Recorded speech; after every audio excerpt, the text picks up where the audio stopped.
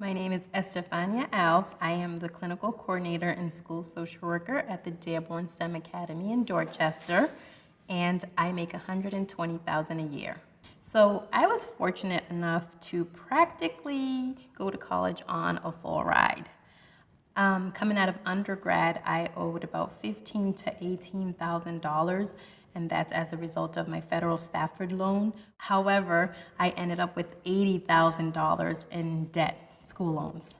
That's because as I was getting my master's in social work, I had a global concentration and I was placed in London, so I decided to borrow $20,000 to live off of for 6 months. I never depended on my mother or my father while I was in school because they're immigrant parents. They didn't have an education, so they don't make as much.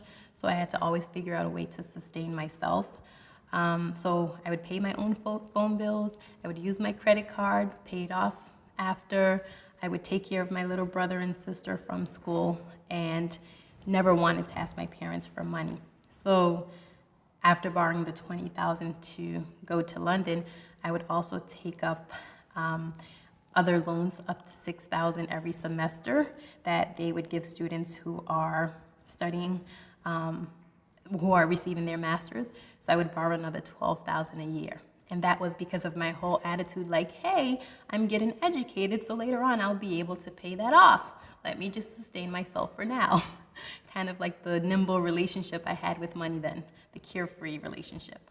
Now, as an adult, I'm still paying that off.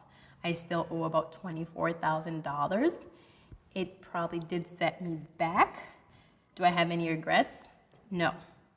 And I say no because that was what I lived off of.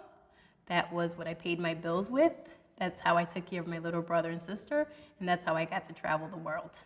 So I don't regret it, although I feel it now. I feel it now.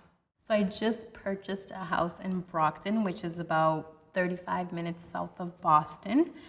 The cost of living there is significantly lower, and you get more space for your money. Brockton is a city that is a lot like Boston. It's very diverse. It's experiencing its fair share of crime in certain areas, but it has its beautiful areas and it has its trouble areas, like most cities. And it's more realistic for me on my budget. So I'm there, and I hope that in the next 5 to 7 years, once I start having kids, that I'll be able to get closer to Boston again. That is my dream. I make $120,000 annually. That's $10,000 pre-tax monthly. About $3,982 in taxes come out every month. Before taxes, I contribute $300 a month to my 503B plan, which is sort of a retirement plan, and the city also puts 11.5% of my income into my pension. My take-home amount is $6,022, and I pay my mortgage of $2,200 a month, my gas and electric of $130 a month. The TV and internet comes up to roughly $150 a month, and I pay $130 for my phone bill, which is a little higher, but I split with my brother to cover the cost for my younger siblings. My car expenses are $500 a month, $300 for my lease, $100 for my insurance, and $100 for gas. I pay $500 monthly for my student loan.